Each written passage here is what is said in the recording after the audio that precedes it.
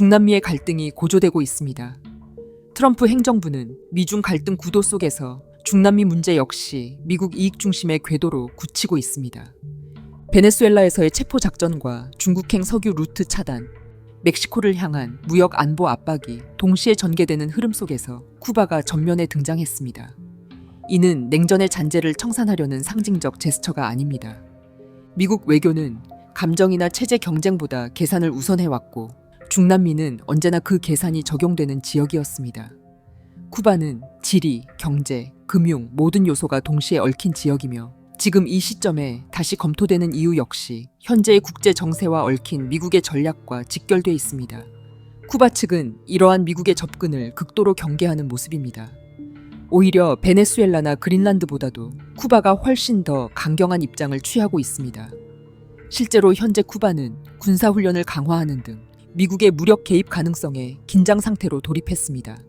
트럼프 대통령은 쿠바도 곧 붕괴될 것이라고 연일 엄포하고 있습니다.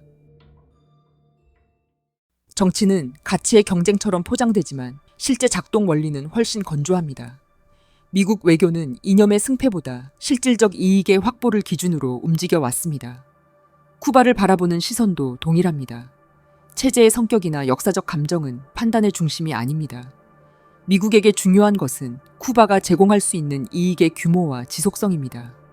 이 기준에서 쿠바는 여전히 계산서에 남아있는 대상이며 시간이 흐를수록 그 값은 낮아지지 않았습니다. 쿠바의 가장 큰 가치는 위치에 있습니다. 쿠바는 플로리다 해협과 멕시코만을 가로지르며 파나마 운하로 이어지는 해상 동선 한가운데에 놓여 있습니다.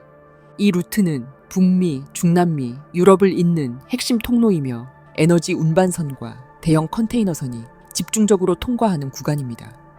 만약 미국이 쿠바를 영향권에 두게 될 경우 이는 남미의 교두보 하나를 더 확보한다는 개념을 초월합니다.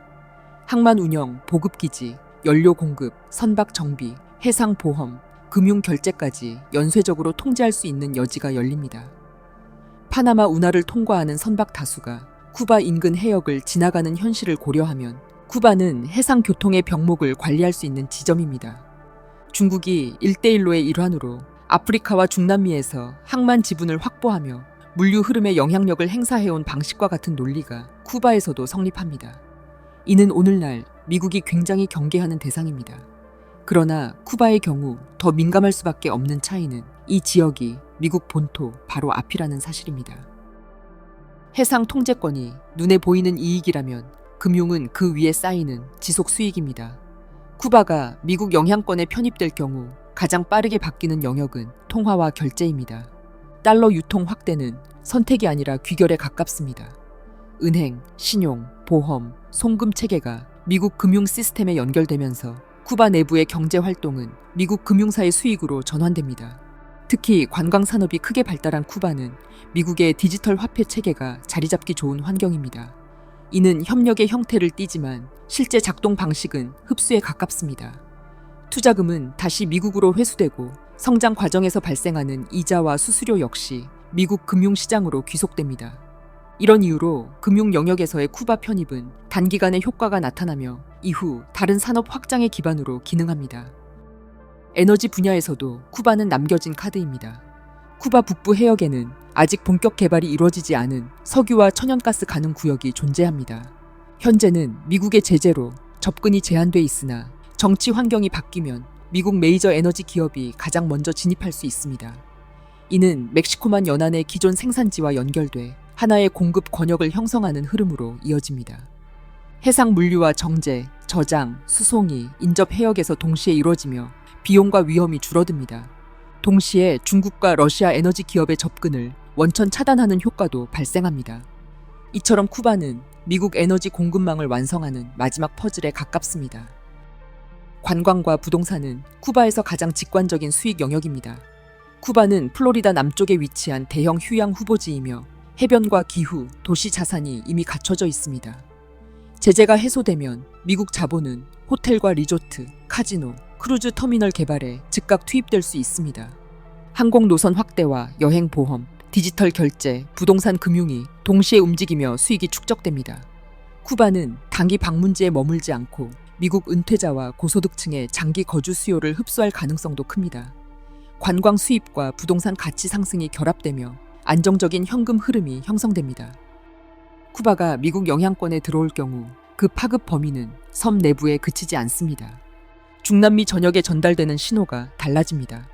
베네수엘라, 니카라과, 볼리비아처럼 미국과 대립각을 세워온 국가들은 금융과 투자 측면에서 선택의 대가를 다시 계산하게 됩니다. 미국 자본은 쿠바를 거점으로 항만, 에너지, 관광 자산을 재배치할 수 있고 이는 중남미 시장 전반의 투자 방향을 재정렬하는 역할을 합니다. 이 모든 흐름을 종합하면 미국에게 쿠바는 해상 이동에서 비용을 만들고 금융을 통해 수익을 회수하며 에너지와 관광 자산으로 장기 현금을 생산할 수 있는 대상입니다. 여기에 중남미 전반에 작용하는 압박 효과까지 더해져 이들 국가가 중국과 유착해온 각종 정책과 외교 노선을 직접적으로 차단하는 효과를 거둘 수 있습니다. 미중 경쟁이 심화되는 동안 중남미의 상당수 국가는 바이든 행정부 시기에 중국의 자본과 금융, 인프라 영향력 안으로 들어갔습니다. 항만, 에너지, 통신, 광물 개발에서 중국 기업이 차지하는 비중은 빠르게 늘어났고 아프리카 역시 같은 흐름을 겪었습니다. 트럼프가 다시 권력을 잡은 뒤 가장 먼저 손을 대는 지역이 중남미인 이유가 여기에 있습니다. 이는 중국 중심으로 기울던 중남미의 정치적 경제적 통제권을 미국이 회수해오는 과정입니다. 베네수엘라가 그 출발점이었고 현재 쿠바와 멕시코가 거론되고 있습니다. 쿠바는 지리적으로 미국 바로 앞에 있으면서도 장기간 방치된 공간이었고 대신에 중국이 성장하던 지난 20년간 중국 자본이 크게 진출한 지역이 되었습니다. 트럼프의 계산은 복잡하지 않습니다.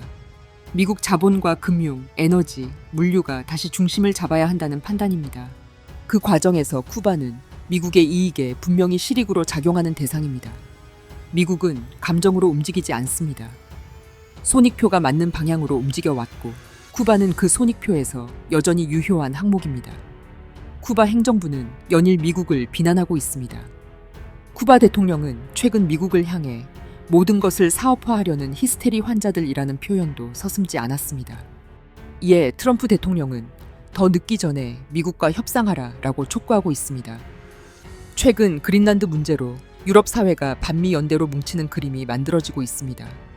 중남미 국가들 역시 미국의 접근을 극도로 경계하고 있습니다. 미국이 어느 지역들부터 순차적으로 정리해 나갈지 전 세계인들이 트럼프의 행보에 주목하고 있습니다.